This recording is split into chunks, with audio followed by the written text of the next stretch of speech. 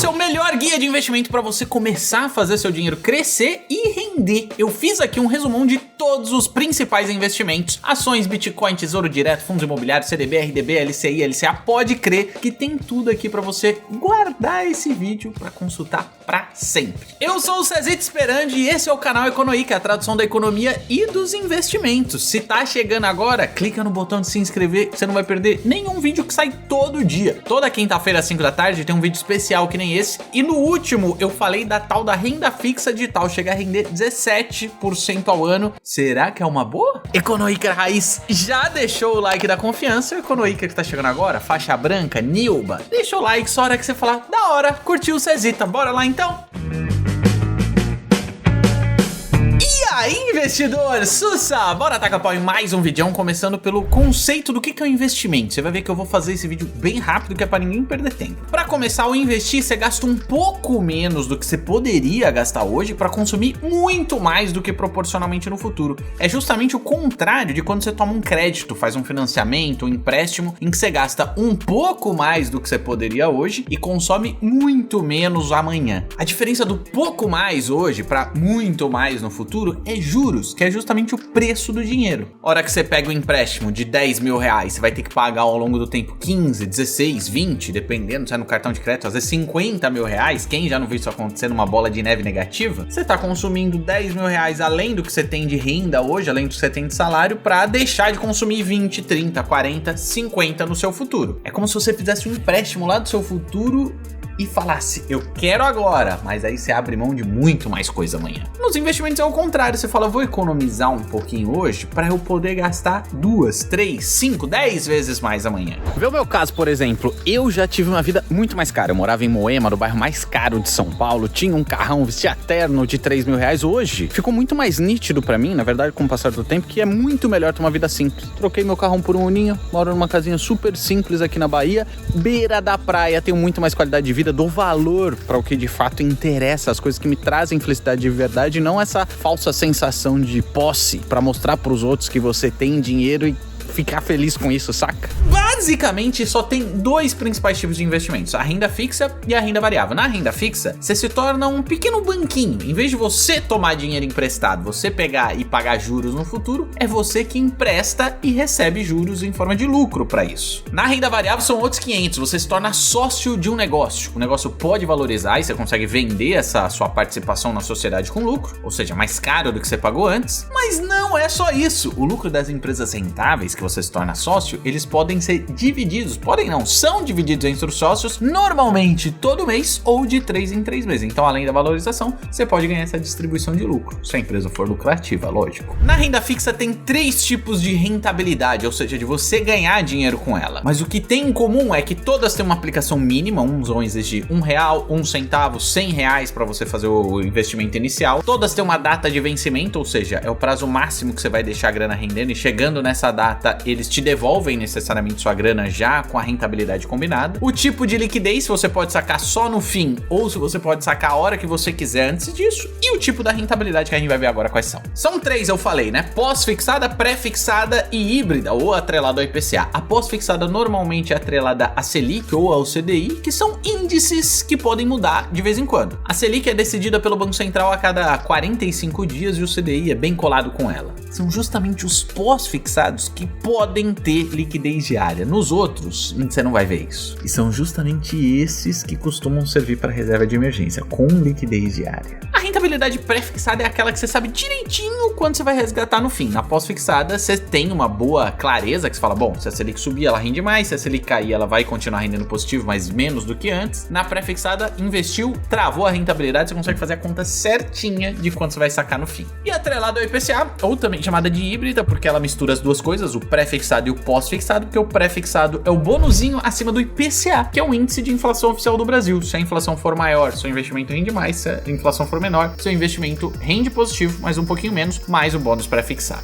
Devagarzinho eu vou me livrando dessa sensação esquisita de querer mostrar pros outros que você tem cada vez mais. E aliás, onde eu falo bastante disso é no meu Insta novo. Não sei se você sabe, mas eu tô começando um do zero. O link aqui é o primeiro da descrição. Dá uma olhadinha lá, já me segue. Dito isso, vamos logo para a lista de todos os investimentos que interessam, começando pelos de renda fixa. No Tesouro Direto, você empresta dinheiro para o governo, tem os investimentos mais seguros do Brasil nas suas respectivas categorias e todos têm liquidez diária. Mas só o Tesouro Selic serve para reserva de emergência porque o Tesouro IPCA, Tesouro Pré-fixado, Renda Mais, etc. podem dar prejuízo no resgate antecipado. São todos esses aqui, ó, Tesouro Pré-fixado 27, 31, que começa com R$30, Tesouro Selic que começa com 147, é o pós-fixado, tem o Tesouro IPCA que é lá do time do híbrido, tá rendendo muito, IPCA mais 6,18, mas ainda tem mais um monte de coisa. Para qualquer investimento do Tesouro tem imposto de renda regressivo só sobre o que rendeu, não sobre a grana que você aplicar na primeira vez ou cada vez que você aplicar, essa tá isenta, mas sobre o que rendeu sobre o seu lucro, tem imposto de renda que vai diminuindo ao longo do tempo. Quanto mais tempo deixar aplicado, menos imposto de renda você paga. E tem também o IOF, que só incide se você resgatar antes de completar 30 dias de cada aplicação. Deixou mais que isso, fica zerado. O CDB, o Certificado de Depósito Bancário, muito parece com o Tesouro, só que em vez de você emprestar pro governo, você empresta pro banco. No Tesouro você tá emprestando pro governo fazer o que quiser, melhorar escolas, estradas e assim por diante. Pro banco você tá emprestando para ele emprestar para outras pessoas, para outras empresas. Todo CDB tem proteção de até 250 mil do FGC, o que significa que se o banco que emitiu esse CDB for à falência, você recebe toda a sua grana limitada a 250 mil reais. Atenção que a maioria não tem liquidez diária, o que significa que você vai ter prejuízo se você conseguir resgatar antes, que nem é garantido. Os que tem liquidez diária tá marcando lá que você pode sacar a hora que você quiser. Todo CDB tem imposto de renda e IOF igualzinho que eu expliquei no Tesouro. Recomendo os CDBs para reserva de emergência só se tiver liquidez diária rendendo mais de 100% do CDI, no caso dos pós-fixados. Caso contrário, eu só indico o CDB para quem já diversificou no Tesouro Direto. Nesse vídeo aqui em cima, eu fiz a comparação justamente do CDB com o Tesouro Direto para mostrar qual vale mais a pena. Aliás, ele tá dentro de uma playlist que eu só falo de investimento de renda fixa e Tesouro Direto. Tem muito mais coisa por lá para você ver, clica aí. O RDB é o Recibo de Depósito Bancário, que é igualzinho a um CDB, só que se não tiver liquidez diária, como é o caso do RDB do Nubank, certamente você não vai conseguir resgatar antes, nem que você quiser ter prejuízo, porque um RDB ele é intransferível. Um CDB sem liquidez diária que você quer fazer um resgate antecipado, na prática o banco vai encontrar um comprador desse CDB e transferir a titularidade. O nome da pessoa que é proprietário vai passar seu para outra pessoa. RDB nem dá para fazer isso. Só é recomendável para reserva de emergência nos mesmos termos. Tem que ter liquidez diária, caso contrário, para quem já diversificou no Tesouro, e lógico, tem que comparar as rentabilidades e o risco de cada instituição financeira emissora, que eu vivo explicando aqui no canal. A LCI é a letra de crédito imobiliário. Você também está emprestando por um banco, mas ele só pode emprestar para empresas do setor imobiliário. Tem uma característica que ele tem carência mínima de 12 meses, ou seja, ele nunca tem liquidez diária e pelo menos vai ter que deixar o dinheiro travado por um ano. Tem proteção do FGC, igualzinho ao RDB que eu acabei de falar, não tem imposto de renda, que é uma baita vantagem das LCIs, mas tem IOF nos mesmos termos que eu expliquei lá no Tesouro. Também só recomendo para quem já diversificou bastante no Tesouro Direto. A LCA é a letra de crédito do agronegócio, que é idêntica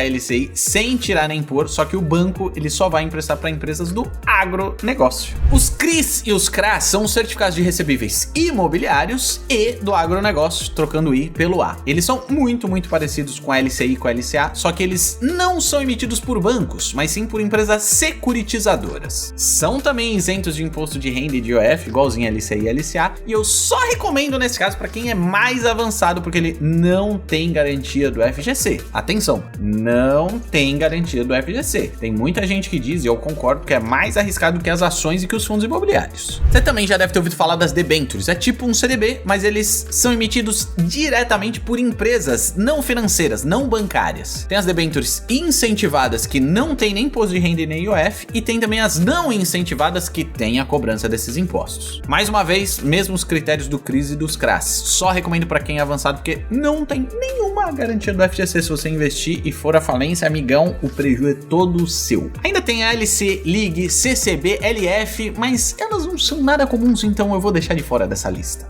Antes de ir para os investimentos de renda variável, faz o seguinte, comenta qual investimento você acha que é o mais simples de entender e qual que é o mais difícil. Eu vou te ajudar e os mais pedidos aqui embaixo vão virar vídeos aqui do Economia. Na renda variável tem os FIIs, ou Fundos de Investimentos Imobiliários. Você vai se tornar sócio de um pedacinho de um condomínio de imóveis e você vai ganhar de duas maneiras, ou com a valorização desses imóveis, ou com os aluguéis que esses inquilinos pagam para os proprietários do imóvel. Se você tiver mais de uma cota, você vai recebendo proporcionalmente fatias maiores desses aluguéis. Dentro dos fundos imobiliários tem basicamente dois grandes subgrupos: os de tijolos, que são imóveis de verdade, físicos, como comerciais, que são as lajes corporativas, fundos imobiliários de hospitais, residenciais, agências bancárias, de shoppings, tem de tudo. E tem também os fundos imobiliários de papel, que é basicamente um fundo de CRIs, ou seja, ele mistura um pouco de renda fixa com renda variável. Coisa legal, a distribuição de lucro dos aluguéis é pago tipicamente todo mês e é isento de imposto de renda. Costumam ser indicados como o primeiro passo para depois que você já diversificou bastante na renda fixa, mantendo sua reserva de emergência nos lugares adequados, já diversificou no tesouro direto e nos outros ativos de renda fixa, com exceção de CRIs, CRAs e debêntures, que talvez seja melhor você deixar para depois da renda variável. Nas ações, você vira sócio de um pedacinho de uma empresa e você ganha também ou com a valorização dessa empresa, que valoriza o preço das suas ações, e também com a distribuição de lucros, também conhecidos como proventos ou dividendos, que são isentos de imposto de renda e de IOF. Normalmente a galera costuma ir em seguida para as ações, depois de já ter diversificado nos fundos imobiliários, porque são coisas mais fáceis, mais palatáveis de entender nos fundos imobiliários. Nas ações tem empresa de tudo quanto é setor, né? De petroleiro a varejo. Ainda tem os fundos de investimentos que podem envolver todas as classes de ativos que eu acabei de falar, por exemplo, os fundos de investimento em multimercado, que mistura tudo isso aí, ou fundos de investimentos com estratégias específicas, que tem os fundos de renda fixa, fundos de ações, fundos de fundos, que tem cotas de outros fundos. Você investindo lá, você já está investindo em vários fundos ao mesmo tempo, e todos os fundos têm um gestor e uma estratégia bem clara de como que esse gestor vai investir. Tipicamente, um fundo de investimento, para remunerar esse gestor e a equipe dele, cobra uma taxa de administração, depende do tipo de fundo, mas em média vai ser de 2% ao ano, e alguns podem cobrar taxa de performance. Se exceder, sei lá, 130% do CDI, 20% disso é da equipe do gestor do fundo. Eu recomendo, por exemplo, os fundos de investimentos para quem quer investir em ativos mais arriscados, por exemplo, os fundos de debêntures, de CRIs ou de CRAs, porque você vai ter que diversificar e pulverizar tanto, acompanhando CRIs, CRAs, debêntures de 30, 40 empresas diferentes, que fica inviável. Talvez seja melhor ter um fundo para fazer esse serviço para você. Ainda tem os fundos de previdência, com certeza você já ouviu falar. É um tipo de fundo bem específico para complementar a aposentadoria pública do INSS. Sendo um fundo, pode ter, do mesmo jeito, várias estratégias diferentes dependendo do gestor, das mais às menos conservadoras. Para tributação tem basicamente dois tipos: PGBL, que você pode deduzir parte do valor que você vai declarar no imposto de renda, podendo gerar até um reembolso desse valor de imposto de renda pago ao longo do ano, e tem o VGBL, que não tem essa possibilidade, mas o imposto de renda só incide sobre os rendimentos das aplicações no fundo de previdência. E dá para escolher dois modelos de imposto de renda na hora da primeira aplicação: o progressivo ou o regressivo. O progressivo vai ser igual ao do seu salário, quanto maior for seu ganho mensal, maior vai ser o imposto de renda, podendo chegar a 27,5%. E o regressivo, que quanto mais tempo seu dinheiro ficar aplicado, menor vai ser a tributação do imposto de renda. Até 2 anos aplicados, cobra-se 35%, é coisa pra caramba, mas acima de 10 anos cai para 10%, que, convenhamos, é uma alíquota de imposto de renda, pelo menos para os padrões brasileiros, bem razoável, bem baixinha. Só indico esse tipo de estratégia para quem tá colocando, direcionando essa grana para aposentadoria, porque no caso do resgate antecipado, ou seja, antes da aposentadoria, vários fundos de previdência podem cobrar uma multa, uma taxa de saída que pode te dar um prejuízo. E os criptoativos? Você tava pensando que ia deixar de fora o Bitcoin? Popularmente são conhecidas como moedas virtuais, sendo o Bitcoin a mais famosa delas, mas não somente, ainda tem Ethereum e várias outras. Estão bem valorizadas ultimamente e são altamente especulativas. Elas não geram dividendos e a principal, praticamente única maneira de você lucrar é comprar mais barato e vender mais caro. Detalhe que a negociação de todos os outros investimentos que eu falei é só em horário bancário, dia útil, segunda a sexta. Nos criptoativos a negociação é 24 horas por dia, 7 dias por semana, sem interrupção, Natal, Ano Novo, nem Carnaval, e pode ter quedas que chegam a 30% enquanto você tá dormindo. Pode ser até mais, num único dia. Tem inclusive quem fale que isso aí é uma bolha. O que você acha? Recomendo isso aí só para investidor avançado que gosta de mais emoção nas aplicações e direcionar no máximo 2 a 5 5% da sua carteira assim, no topo, sabendo que você pode perder tudo. Para qualquer um desses investimentos eu recomendo você ter uma corretora independente. Entre mais de 100 que tem no Brasil e a maioria não presta, essas são as 10 melhores de 2024. Eu fiz a lista e mostrei como funciona cada uma.